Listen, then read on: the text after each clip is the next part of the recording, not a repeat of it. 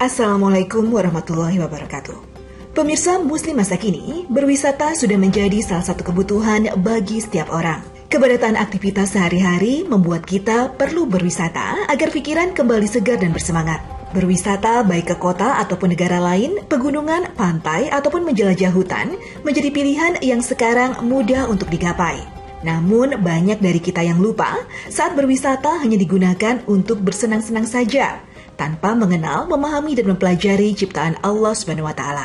Maka apakah mereka tidak memperhatikan unta bagaimana ia diciptakan, dan langit bagaimana ia ditinggikan, dan gunung-gunung bagaimana ia ditegakkan, dan bumi bagaimana ia dihamparkan? Maka berilah peringatan karena sesungguhnya kamu hanyalah orang yang memberi peringatan. Quran Surat Al-Ghoshiyah ayat 17-21. Dari penggalan surat Al-Ghoshiyah dapat diartikan bahwa sebagai manusia, makhluk yang telah diberi akal oleh Allah SWT bisa merenungi bagaimana ciptaan Allah tersebut bisa terjadi. Saat kita pergi ke gunung ataupun hutan, kita bisa merenungi bagaimana pohon-pohon tumbuh lebat, bagaimana hewan-hewan di dalam hutan mencari makan tanpa khawatir, dan bagaimana air di hulu sungai bisa sampai ke hilir laut. Semua pasti terjadi karena kehendak Allah semata. Orang-orang yang beriman akan memahami bahwa semua yang terjadi di alam ini diciptakan oleh Allah tidak untuk kesia-siaan. Tumbuhan di hutan tumbuh lebat menjadi sarana penyedia makanan untuk hewan. Begitu pula air sungai yang mengalir, memberi minum hewan-hewan di kala matahari tengah terik. Semua berkesinambungan. Inilah tanda-tanda kebesaran Allah SWT. Semakin besar rasa cinta kita kepada Allah SWT, semakin takut juga kita kepada Allah. Allah SWT berfirman dalam surat Ali Imran, orang-orang yang mengingat Allah sambil berdiri atau duduk atau dalam keadaan berbaring, dan mereka memikirkan tentang penciptaan langit dan bumi seraya berkata, "Ya Tuhan kami, tiadalah Engkau menciptakan ini dengan sia-sia. Maha suci Engkau, maka peliharalah kami dari siksa neraka." Quran Surat Ali Imran ayat 190-191. Untuk itulah dalam Muslim masa kini kali ini, saya akan mengajak pemirsa berwisata ke sebuah hutan yang letaknya ada di tengah kota Jakarta. Gak hanya sebagai sarana untuk bersenang-senang, semoga perjalanan kita kali ini bisa membuat kita semakin mensyukuri ciptaan Allah SWT. Assalamualaikum pemirsa Muslim masa kini. Ternyata di Jakarta ini ada salah satu tempat yang mengajarkan kita tentang ekowisata hutan mangrove ini. Di tempatnya sekarang saya lagi jelajah ini. Nah, hari ini saya nggak mau sendirian menikmati ekowisata hutan mangrove. Saya mau ngajak pemirsa Muslim masa kini untuk juga ikutan gimana sih ngerasain suasana hutan mangrove yang ada di tengah kota. Untuk itu, terus saya ikutin Muslim masa kini. Yuk. Taman Wisata Alam Mangrove merupakan hutan konservasi yang cukup populer di Jakarta karena memiliki beraneka ragam spot menarik untuk berfoto. Dulunya, Taman Wisata Alam Mangrove Angke Kapuk ini adalah hutan bakau yang terletak di pesisir utara Jakarta. Luasnya hampir 100 hektar. Kawasan ini dulunya sempat digarap oleh puluhan penambak liar dan mulai direstorasi pada tahun 1998. Konsep wisata alam mangrove Angke Kapuk menawarkan wisata alam di dalam hutan mangrove yang masih hijau, asri, dan alami. Suasana di kawasan wisata ini juga sejuk dan asri. Gak heran kalau tempat wisata ini selalu ramai dengan wisatawan domestik maupun mancanegara. Untuk masuk ke sini, pengunjung bisa membayar Rp35.000 per orangnya. Berbagai kegiatan yang bisa dilakukan diantaranya adalah kegiatan outbound, naik perahu, menginap di penginapan yang berada di pinggiran danau, menyusuri dan mempelajari tanaman mangrove, dan juga menikmati sajian makanan yang tersedia di restoran di tengah hutan mangrove, ditemani dengan pemandangan yang indah. Sekarang saya mau memulai petualangan saya di hutan mangrove ini dengan melewati jembatan bambu. Wah, ada yang bersuah foto nih. Ya, di hutan mangrove ini memang banyak tempat menarik yang bisa dijadikan spot foto, termasuk oleh kedua muda-mudi ini.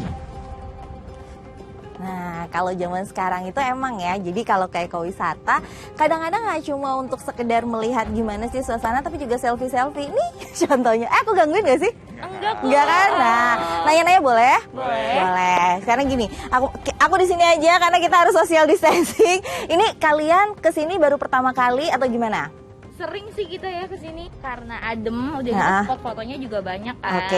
Apalagi kan di sini banyak banget nih kayak pohon-pohon mangrove yang unik gitu. Jadi kita kesini deh. Dari sekian banyak tempat swafoto yang di sini, yang paling kamu suka spotnya di mana? Di sini sih kita. Di sini ya? Iya, karena jembatan gitu kan.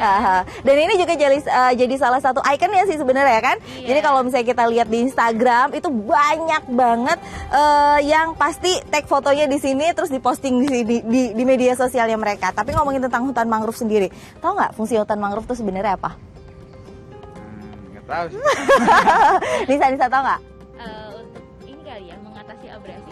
Ya, jadi salah satunya sebenarnya untuk mengatasi abrasi. Karena kan itu sebenarnya adalah bagian-bagian yang paling ketakutan nih kalau misalnya warga pesisir, jangan sampai nanti tinggal di pesisir tapi abrasi laut, karena itu yang paling berbahaya. Makanya paling benar dan paling baik adalah difungsikan maksimal hutan mangrove ini sendiri. Tapi kalau mau tahu tentang sebenarnya fungsinya seperti apa aja sih hutan mangrove, ini dia. Ya udah, kalian foto aja, aku mau jalan-jalan ke sana. Bye, thank you ya. Hutan mangrove merupakan komunitas vegetasi tropis yang mana didominasi berbagai jenis komunitas tumbuhan tumbuh dan berkembang pada daerah pasang surut air laut. Secara umum, ekosistem mangrove itu pohon-pohon dan semak-semak yang tumbuh di zona pasang surut air laut. Selain itu, banyak habitat berbagai satwa yang tumbuh di biota perairan mangrove. Mangrove dapat dikatakan tanaman bakau sebab memiliki identifikasi akar napas. Akar napas sendiri merupakan akar yang mencuat ke permukaan air. Oleh karenanya, tanaman ini sangat efektif untuk menanggulangi atau mencegah terjadinya erosi pantai, terlebih yang disebabkan oleh ombak laut. Karena itu, tanaman mangrove bakau ini sengaja banyak ditanam di daerah pantai, terlebih pantai yang rentan dengan abrasi. Pemirsa Muslim masa kini, keberadaan hutan mangrove menjadi bagian vital bagi lingkungan pantai, sehingga kita harus tetap menjaganya dengan baik. Beberapa fungsi ekologis hutan mangrove yang perlu diketahui diantaranya, pertama, mencegah perembesan air laut ke daratan sehingga menyebabkan mata air yang ada di daratan berubah menjadi air payau. Kedua, mencegah abrasi air laut. Ketiga, sebagai pencegah dan penyaring alami. Pohon bakau bisa menjadi penyaring alami dari sampah-sampah yang berserakan. Selain itu, akar bakau juga bisa mempercepat penguraian sampah organik sehingga tidak akan mengotori daerah pantai. Keempat, sebagai tempat tinggal dan sumber makanan bagi berbagai jenis satwa. Dan fungsi hutan mangrove terakhir yakni berperan dalam pembentukan pulau dan menstabilkan daerah pesisir. Ya, hutan mangrove di Jakarta Utara ini memang bukan sembarang hutan. Hutan ini memiliki banyak manfaat selain sebagai tempat berwisata. Masya Allah segernya. Emang nih sebenarnya kalau ekosistem darat dan laut semuanya bisa dijaga, semuanya bisa tertata dengan baik, pasti bumi itu akan jauh lebih sehat dan jauh akan lebih menyenangkan nih kita sebagai makhluk hidup yang ada di dalamnya. Makanya kan sebenarnya kalau di Al-Quran sendiri itu udah dikasih tahu tuh kalau misalnya ekosistem darat dan laut itu sebenarnya terjaga, tapi manusia nih yang bikin jadinya semuanya rusak. Jangan ya, mulai sekarang ayo deh kita jaga baik-baik. Nah, tapi sebenarnya saya mau ngasih tahu juga ini ke pemirsa Muslim masa kini. Gara-gara ekosistem darat dan laut yang rusak, pada akhirnya bumi bisa jadi seperti apa, dan itu salah satu tanda-tanda kiamat. Masya Allah, jangan sampai ya. Makanya ini kita harus belajar. Saya mau ngasih lihat dulu juga liputannya seperti apa kalau bumi sudah makin rusak. Saya mau ngasih lihat liputannya dan saya mau jalan-jalan lagi.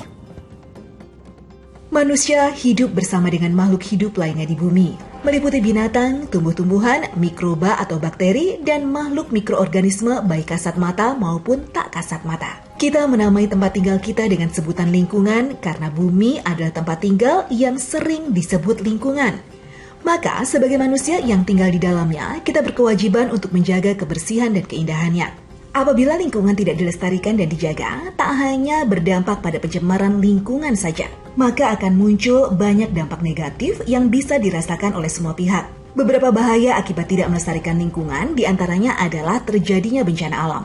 Meskipun bencana alam sifatnya terjadi karena kehendak Tuhan, namun ada juga beberapa bencana alam yang terjadi akibat dari kelalaian manusia yang tidak merawat lingkungannya dengan baik. Banjir dan tanah longsor terutama di musim penghujan sering terjadi akibat manusia sengaja menebang pepohonan daerah hutan ataupun lereng gunung. Selain kerusakan lingkungan, bahaya pengerusakan lingkungan lainnya adalah pencemaran lingkungan. Lingkungan darat, laut maupun udara merupakan lingkungan yang wajib dijaga manusia. Ketika ketiga lingkungan tersebut tidak dilestarikan dengan baik, maka ketiga lingkungan tersebut akan dapat tercemar dan berpotensi meracuni makhluk hidup yang ada di dalamnya. Hal ini juga bisa menyebabkan punahnya tumbuhan. Sama halnya dengan tumbuhan, hewan juga dapat punah karena lingkungan yang tidak dilestarikan. Kondisi lingkungan yang tidak baik lagi akan membuat kelangsungan hidup binatang menjadi terganggu. Hal ini bila terjadi dalam jangka waktu yang panjang, maka binatang tersebut tidak bisa bertahan hidup dan pada akhirnya akan punah. Kerusakan lingkungan juga menyebabkan persediaan sumber daya alam menipis. Sebagai contoh adalah air yang akan semakin langka jumlahnya apabila manusia dengan sengaja menebang pepohonan di hutan ataupun pekarangannya. Hal ini karena pohon berfungsi sebagai penyimpan cadangan air.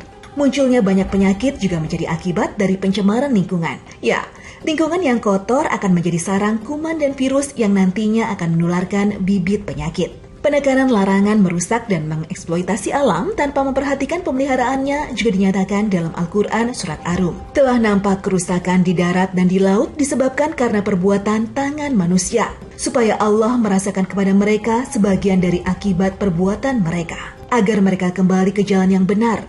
Katakanlah, adakanlah perjalanan di muka bumi dan perhatikanlah bagaimana kesudahan orang-orang yang terdahulu. Kebanyakan dari mereka itu adalah orang-orang yang mempersekutukan Allah. Quran Surat Ar-Rum ayat 41-42. Allah Subhanahu wa Ta'ala telah mewajibkan manusia untuk menjaga dan melestarikan lingkungan. Dan salah satu bentuk pelestarian lingkungan adalah pelestarian mangrove. Dan cara melestarikan mangrove adalah dengan melakukan konservasi penanaman hutan bakau, seperti yang saya lihat sekarang ini. Wah, itu kalau ada tulisannya SD Al-Azhar Syifa Budi, Jakarta kelas 3. Jadi ini salah satu contoh aja yang aku sebutin. Mereka ini adalah yang awal mulanya menanam sampai akhirnya ini di tahun 2016 sampai lihat tanamannya udah lumayan besar mangrove-nya. Yes, semoga ini bisa juga jadi contoh untuk kita semua. Nanti kita tanam di daerah lainnya. Jadi hutan mangrove yang ada di Indonesia semakin banyak. Tapi saya mau ngajak jalan-jalan lagi karena di sini nggak cuma sekedar hutan mangrove, ada juga penangkaran burung, restoran, dan berbagai macam hal lainnya. Untuk itu jangan kemana-mana, tetap di Muslimah Sakini. Sana